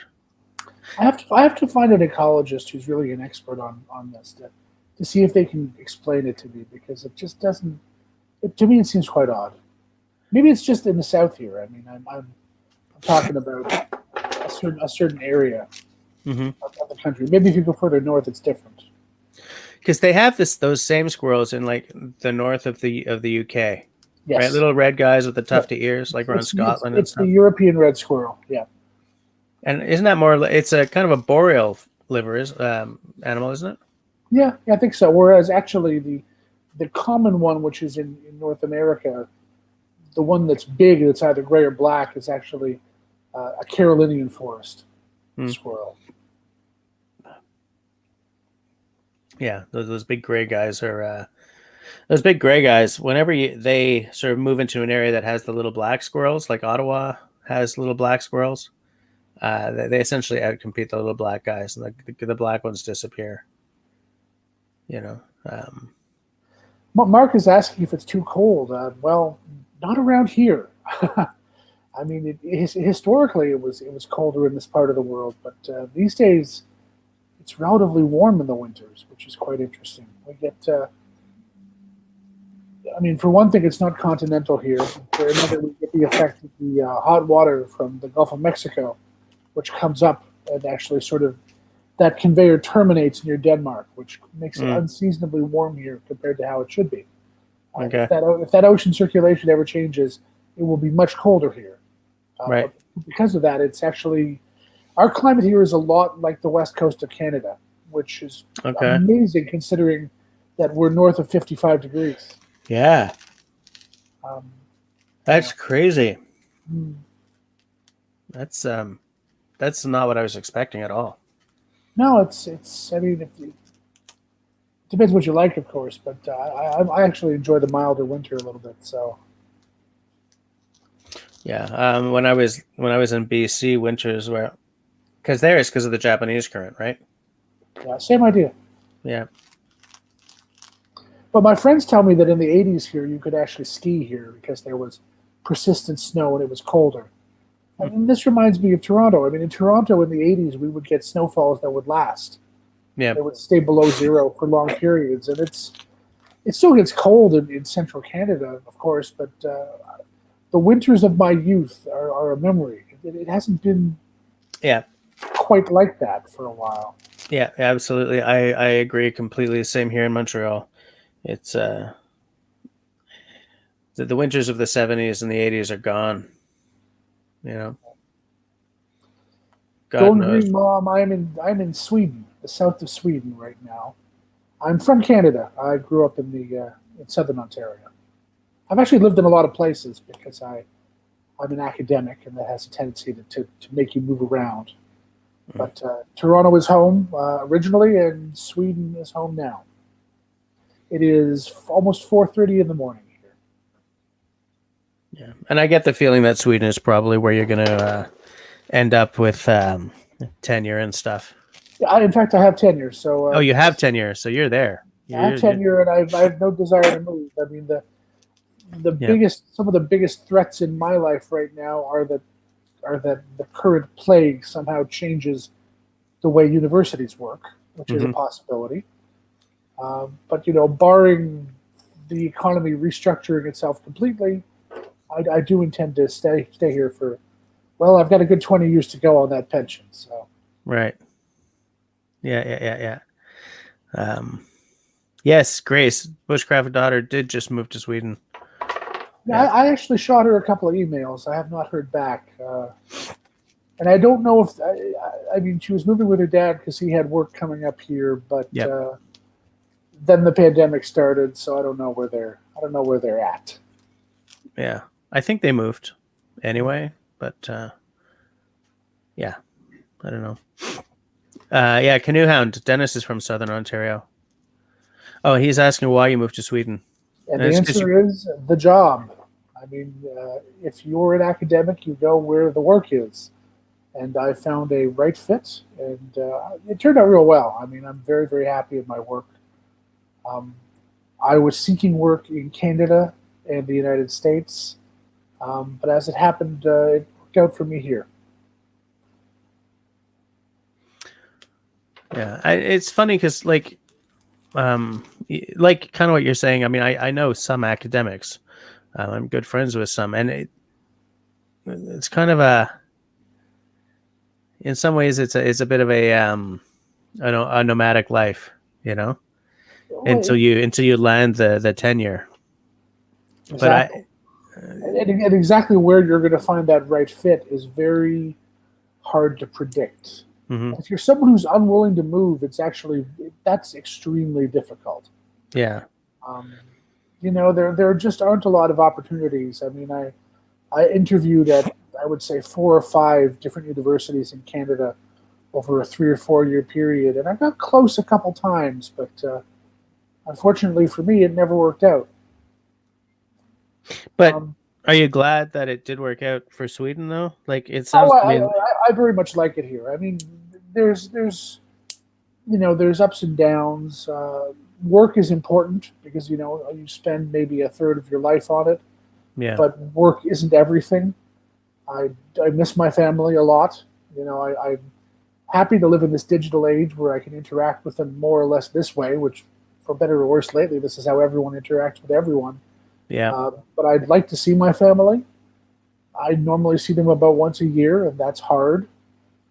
Living in a society that's very different from the one that you're used to is hard, at least initially.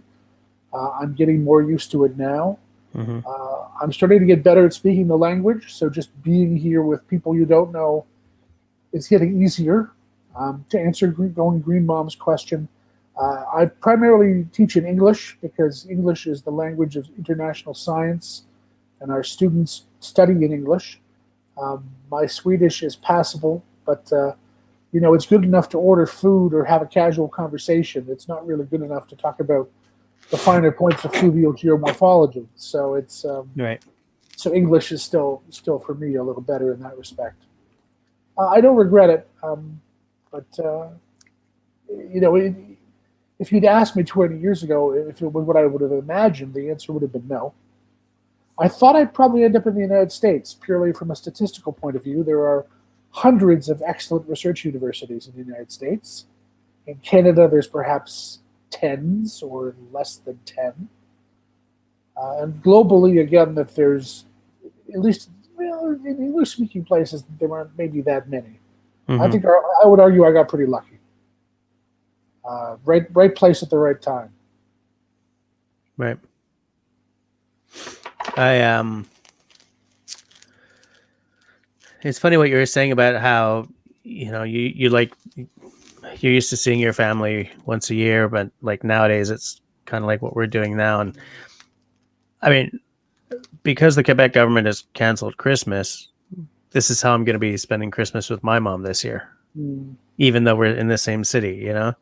And I'm not saying that in any way I'm complaining that the government has closed Christmas. I think fuck, stay home. listen to the doctors rather than the government right now. And they were all saying to stay home way before the government was. Because can you imagine if I went to my 70-odd-year-old mother's house and I was carrying something? I mean, a lot of people are making tough choices. In Yeah. Germany, they are not going to have the Christmas markets this year, which for Wow. people is very tough because it's something that people really look forward to. But Yeah. the chancellor said, well, if the price is that 600 people a day are going to die, that's not a price we're willing to pay. Yeah. And I think that's reasonable. Yeah. Absolutely. And I agree with that. By the way, I love what Russell says here. I wish I could order food. Come on, or Uber Drone Eats, because he doesn't really live in a. Are you full time at that cabin, Russell? I don't know if you're, or if you have an urban setting as well. I seem to think that you're full time out in the bush. Hike with my I know a couple of people who rent out to students, exchange students, and forget about it.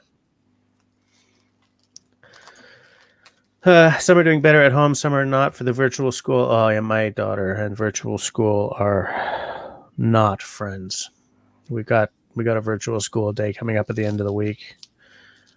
I'm not looking forward to this. She's just not. She wants to be there, Mm. Well, Grace is saying to you, Tenenbaum, scary for sure to move halfway across the world, but you never know what kind of opportunities will present themselves. And that's not even just professionally, like how many cool things have you seen that you never thought you would have seen? Oh, I love to travel, and just being somewhere different is wonderful. Yeah. And the other thing is that, in pre-COVID times, and I hope in post-COVID times, I have this lovely access to Europe. I can go places for cheap that I could never have gone before. Right. It's been a lot of fun. For example, I've traveled to Lithuania a lot purely on business, and Lithuania is so interesting. It's like a mini Scandinavia, but a lot cheaper. Okay. And at the same time, it's got this strong Soviet influence Mm-hmm. from before in the USSR. And it's also got this history going back centuries and centuries, of course. So I mean, that's something I would never have thought that I would love Vilnius, but Vilnius is a really interesting place, and I could get there on a plane in 90 minutes. Wow! Holy crap! That's pretty cool. Yeah, and that's just practically. Hey, let's go to Vilnius for lunch. And that's just one example. I mean, from the point of view of someone who loves to canoe, I'm really excited about going to Finland, for example. Because if you've ever looked at a map of Finland, it's all water, it's all lakes. Yeah, you could paddle. You could get in a canoe, I think, and paddle from the moment it's warm enough to the moment it's cool again, and never stop in that country. And there'd always be another place you could go. And they have those communal shelters everywhere. So as long as you can find a way to keep buying food, you could just keep going. Right. Yeah, that's cool. To me, that's just super exciting. Yeah. Yeah, I get that. Absolutely. And I like the cities too. I mean, Amsterdam is one of my favorite places. Been there 3 or 4 times in the last 8 years. It's a wonderful place to visit. I love Paris. It's right there. So yeah, I'm okay with Paris. I think the city itself is beautiful, but I was going to say it's like New York City. I mean, there's an amount of Paris one can handle. Yeah. And then perhaps it's too much unless you're a real urbanite. I mean, in Manhattan, I'm overwhelmed in about 15 minutes. Mm-hmm. I can handle Paris for about 3 days. Right. Hey, Dr. Sharp is here. How's it going? Although the funny thing is, I sort of feel that way about Toronto now too, which tells me I've been away too long. Yeah. Toronto used to be home, but Toronto's turning into a real city. Yeah. Yeah. I was going to say something about something that somebody said and it's gone. I don't know. Oh well. Never mind. But here's something. Hike with Mike says, I do both brick and mortar classes and virtual classes. I'm burnt out because I'm not a tech person. More comfortable with flint and steel than computers. I was going to say, some people have asked me why I don't have a YouTube channel, and the answer sort of is that I do make videos, but I'm making them professionally these days. Yeah, right. I guess I'm making a lot of video for my students these days. You can do lectures live, which I like to do as well, but the problem with that is that at any given moment, if the internet fails you, you've got a serious problem. Yeah, I can well imagine. So my preference is to sort of put the video together so they can watch it anytime. A little like what Kevin Callan's been doing, where you just set up your video so your students can watch it when they need it. Yeah. So, for the next month, I don't have anything scheduled, but my hope is to do a bunch of videos that I need to have for the spring, because it's always nice to get ahead. Yeah. Just a little. Everyone's motivated a little differently. For me, it's very stress relieving to know that I've got those videos ready, right, in advance. Yeah. Yeah. That way, I can take my time and I can enjoy making them, just like I enjoy teaching in the classroom, rather than feel like, I've got to get this done because I have to have it up tomorrow. Right. Yeah. Absolutely. Because that's a stressor. That's what that is, right? Because you're on a deadline and it's like, God help me if something goes wrong. And it's happened. I mean, like everyone these days, I live much of my professional life on Zoom. And once in a while, the internet will be out. People will be like, where were you? And I was like, well, my internet took a holiday for a couple hours there, and I'm sorry I missed the meeting because of that. Yeah. And, I live in a major urban center, and that still happens to some people at work here, I mean, that's when, like, boop, internet's out. Okay. So-and-so's not going to be here because their internet's out. It's just, what can you do?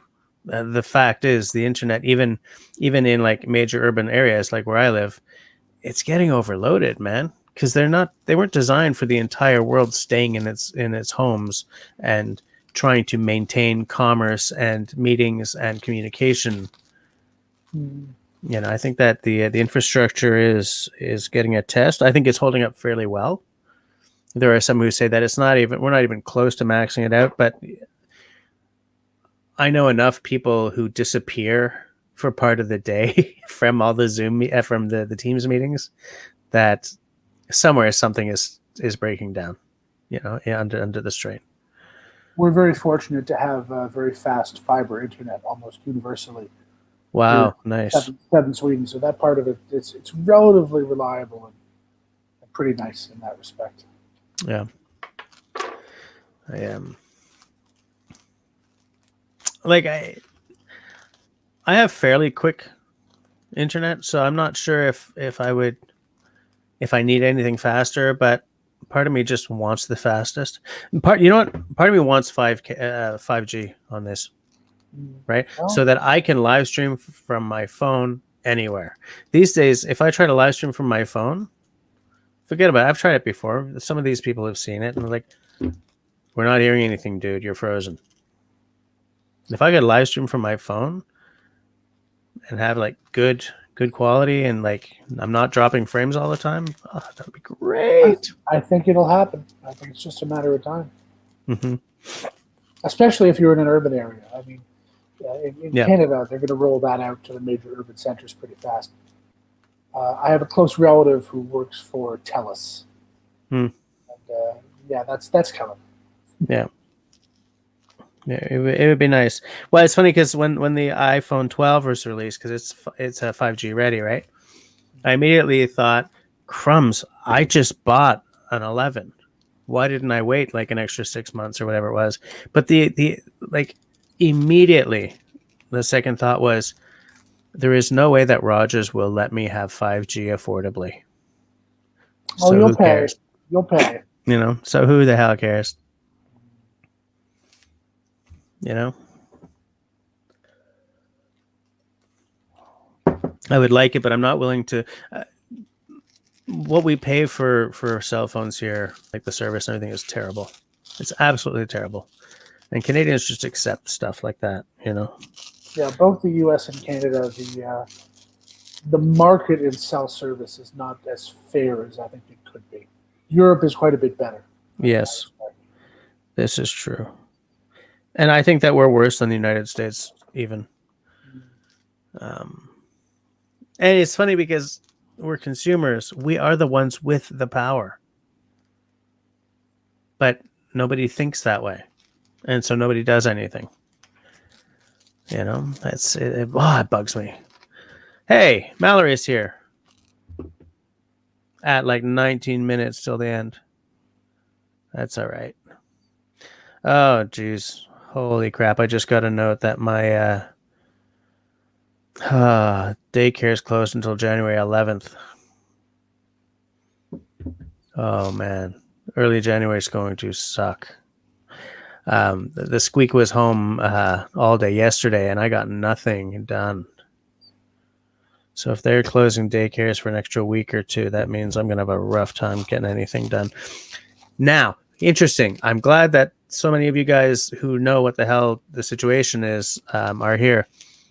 Yesterday, Clem had her last, what they call a food challenge test, because she was born allergic to eggs and stuff, and she passed it. So she's been declared allergen free for eggs. Exciting. That's very exciting. Very, very happy. It's been months and months and months of a lot of hard work on our part.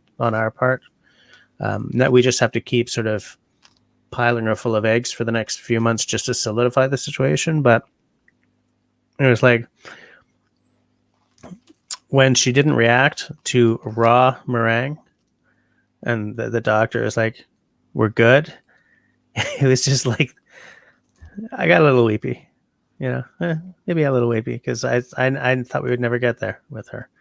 Now we just got to work on milk because she was also allergic to that. But I'm taking the wins. Got to take the wins. Yeah. Dennis says he'll send me some duct tape. I'll get all kinds of work done. I've thought about it. I've definitely thought about it. Yeah, I'm fortunate in that at the place where I work, many parents all going through this. So if you take the afternoon off and work like 9 to 11, they're okay with that. If provided you're not missing meetings, they're perfectly okay with messing with your schedule, no matter how you can get it to work, so long as you get it to work. So, I mean, here they have never closed the schools, and the argument has been that they don't believe that the transmission through children is significant, but I don't buy it. I think mainly this is an excuse to support the economy, because I think that they recognize that on a long-term basis, having parents having to do double duty is just extremely difficult. Yes, it's terrible.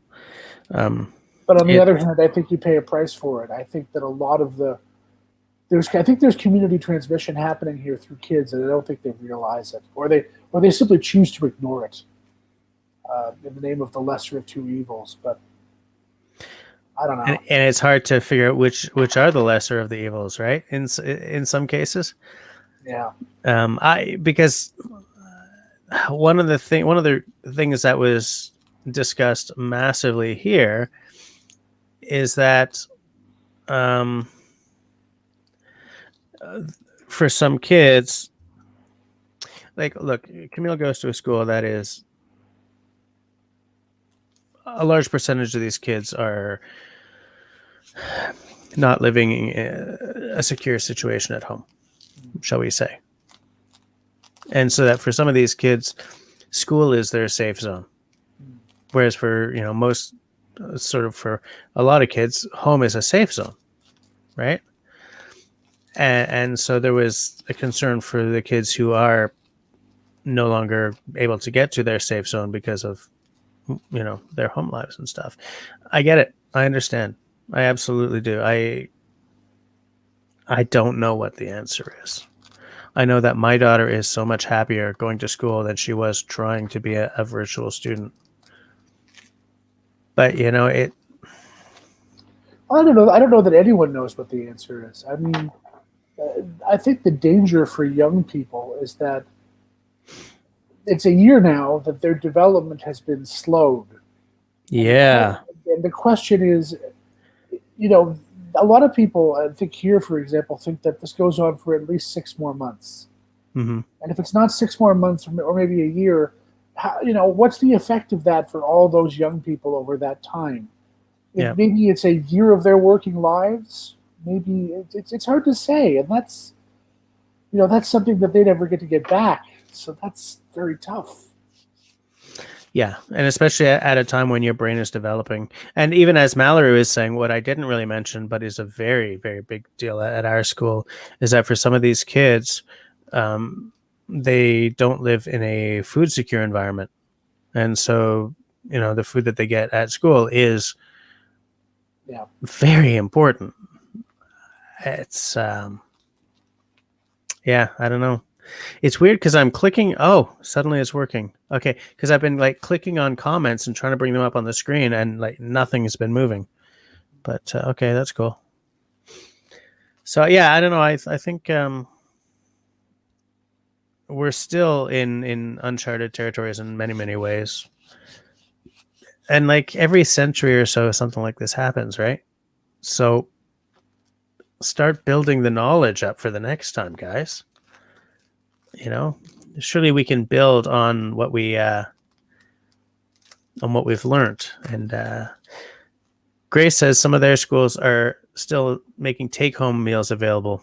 Our school isn't doing that because they don't actually have a kitchen. But what they have done is for the disadvantaged children, they sent home the laptops, the school laptops. They sent to the disadvantaged kids. Like we don't have one because we have computers in the house. Well, I just even if you can get pedagogy and learning to work this way, Yeah. but I think the real problem is socialization. Mm-hmm. It's social development Yeah. that I that, agree. that that just doesn't work the same way if you're not together as young people. Yeah. Um, that Absolutely. that part's very, very hard. Mm-hmm. Yeah. And so like yeah. Anyways, that's why I was adamant that especially the young one goes to daycare, Camille goes to school. Like when they were sort of making it an optional thing, I was like, no, they've got to be around kids because no matter how big a rock star parent I may think I am, I'm not going to socialize my kids the way being palling around with other kids is going to.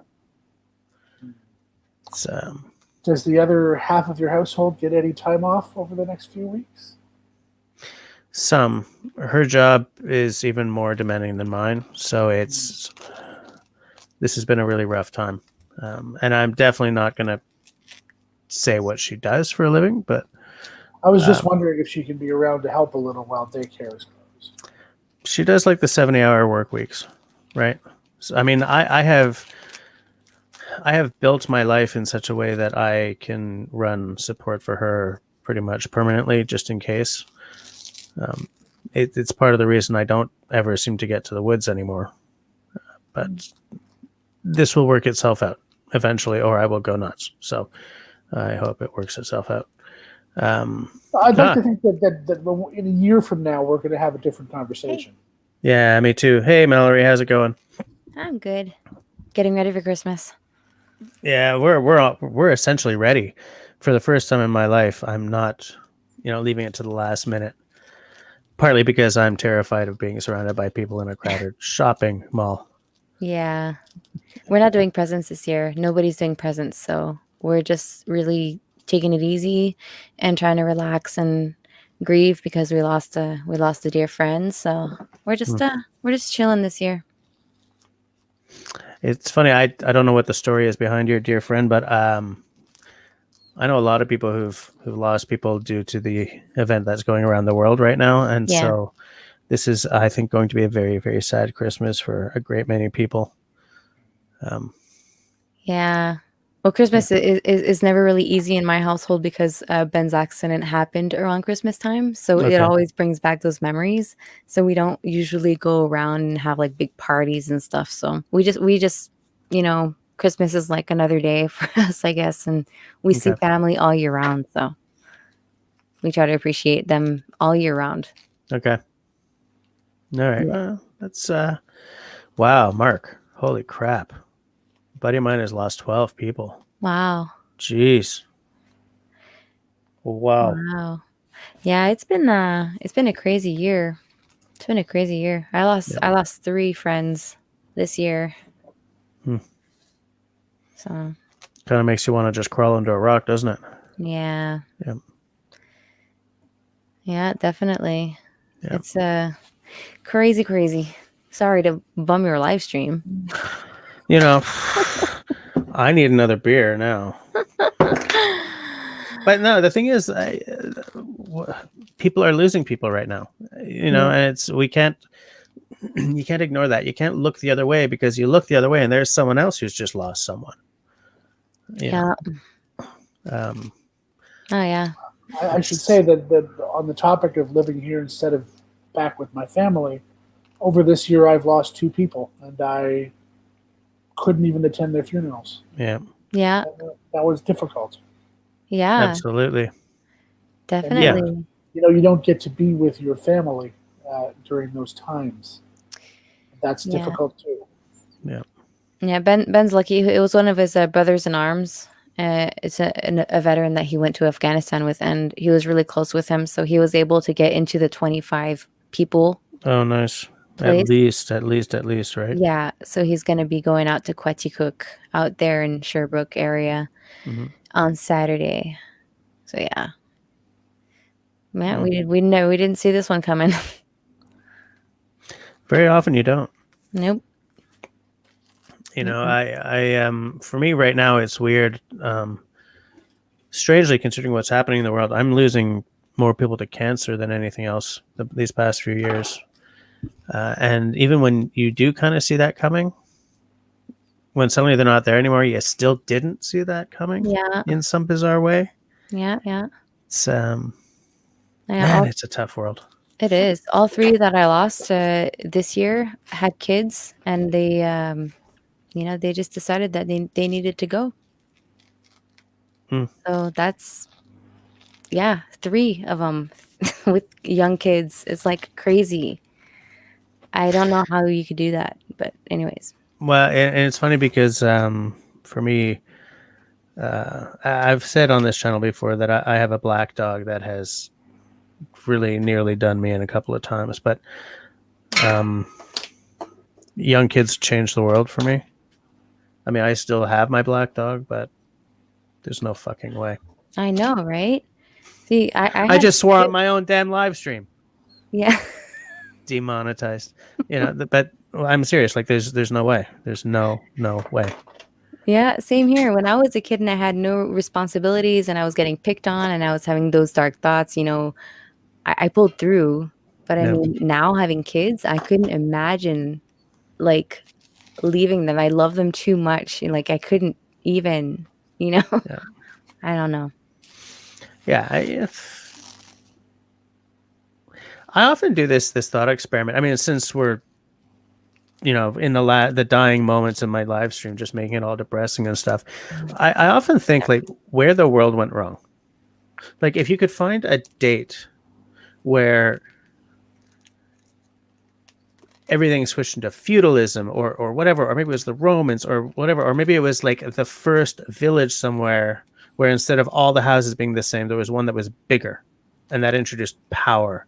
Yeah. Like I often wonder like where the event was that started us on this slippery slope to to hell we're in, because right now you could say, look, the fact that all the American factories are in the Far East and now and all that, it's all something that sort of came in with Reaganomics, money in the States trying to take their money out of the States and blah blah blah. Yeah, but that doesn't come out of a vacuum.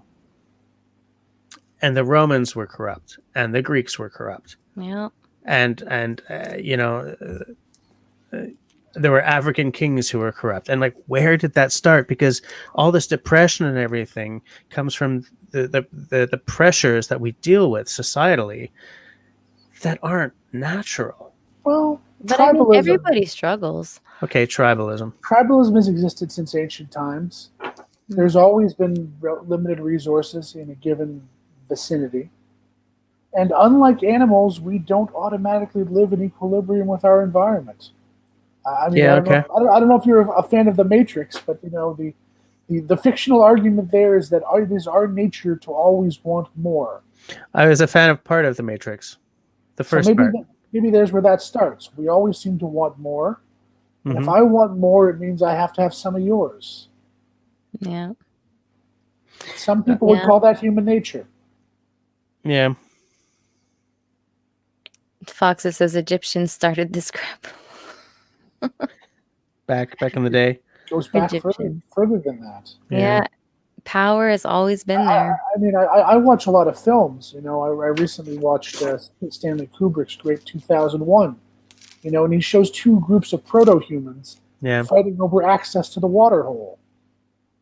One gets the advantage on the other because they invent technology, bashing the other one in the head with a bone. Yeah. But, I think you can go back that far. Was I talking to you, Tenenbaum, about this? That back in film school, one of my friends, for his final project, he recut 2001 to take out to separate the wheat from the chaff. You mentioned that. It is a very long film. Unreasonably so, and for no good reason. But I still think it's a masterpiece.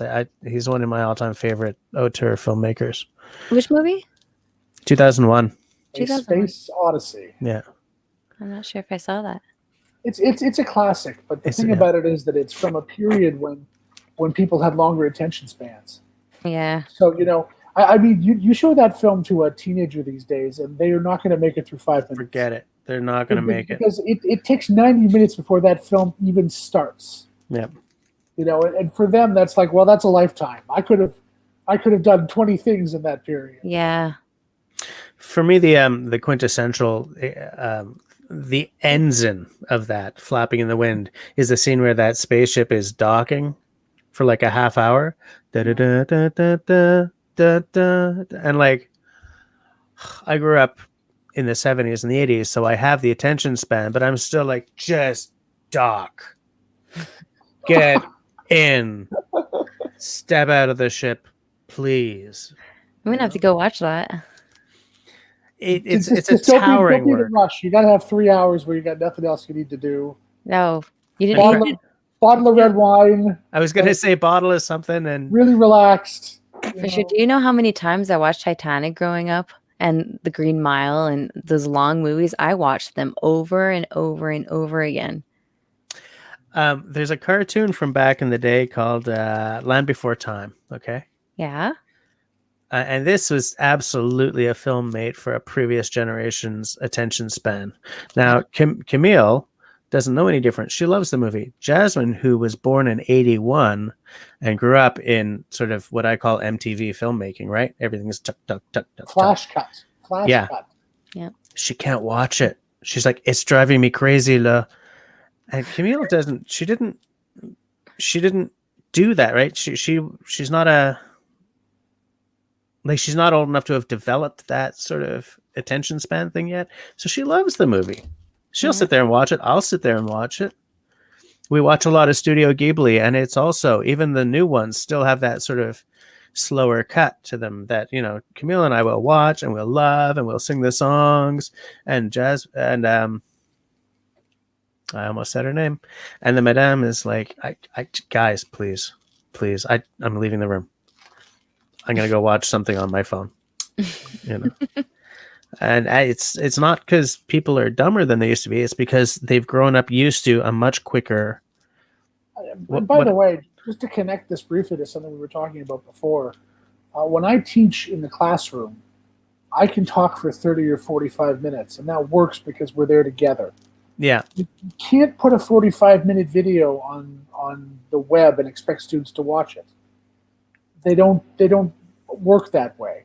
Right. So this has had an effect on pedagogy too, where we have to break it up into smaller bite-sized chunks Yeah. and everything has to be a lot more focused because it's a different. It's a different medium.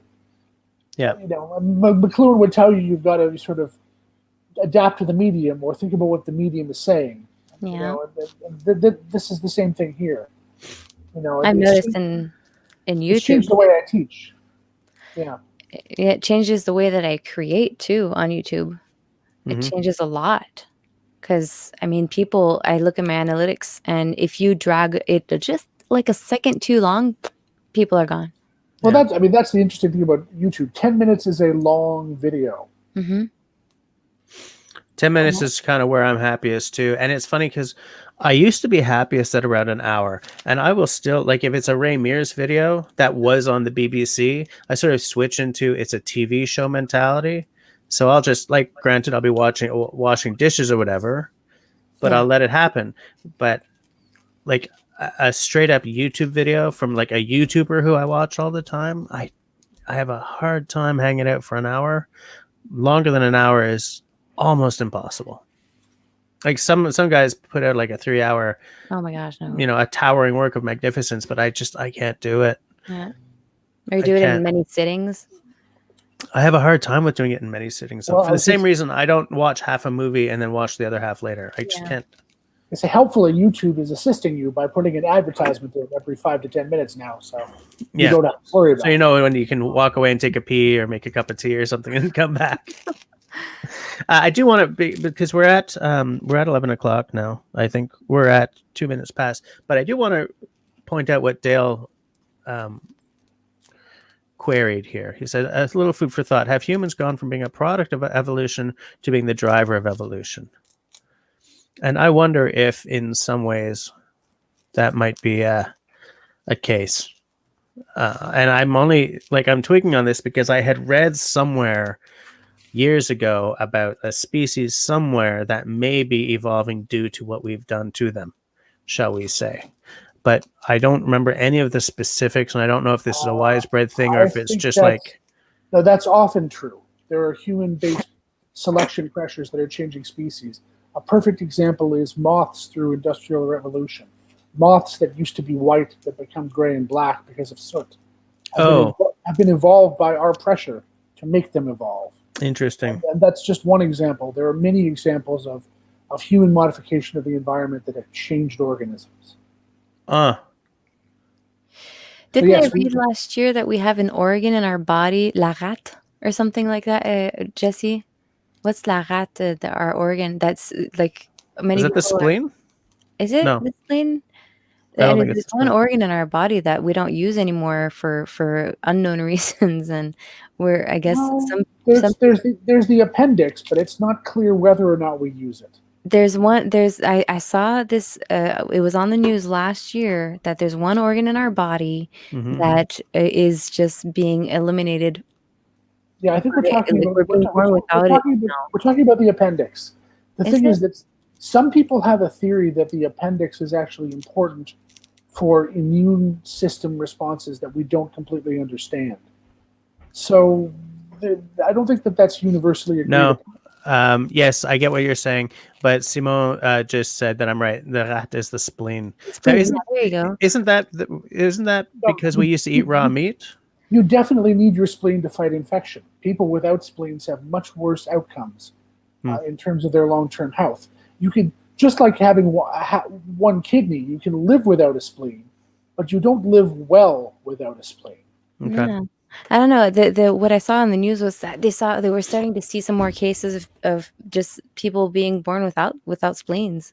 And I thought that was really interesting. I was like, wow, like, have we come that far already? Like, to be born, like, to eliminate organs from our body?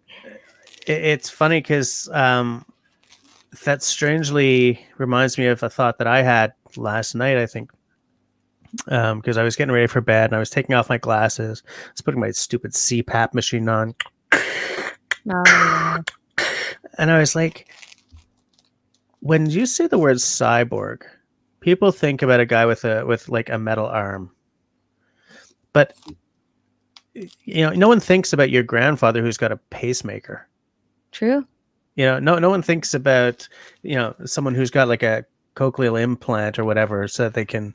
Well, No, you know, and a lot of us have dental work. I mean, there are very glasses, right? I mean, a cyborg. there are very few of us that don't have a little metal or ceramic somewhere in there. Yeah, and it's funny because we see cyborgs as being like a cyberpunk 2077 thing, right? This dystopian future, and we don't think of just stupid stuff like this. Yeah. That maybe people have been cyborgs for 100 years. Hearing aids. Well, Hearing aids, and Yeah. if you use fluorine to keep your teeth healthy, I mean, we use technology to enhance our bodies in a wide variety of ways. Yeah. Yeah. I mean, arguably soap is technology. Okay. Yeah. Right. Well, animals, you don't see animals sudsing up and Yeah. True.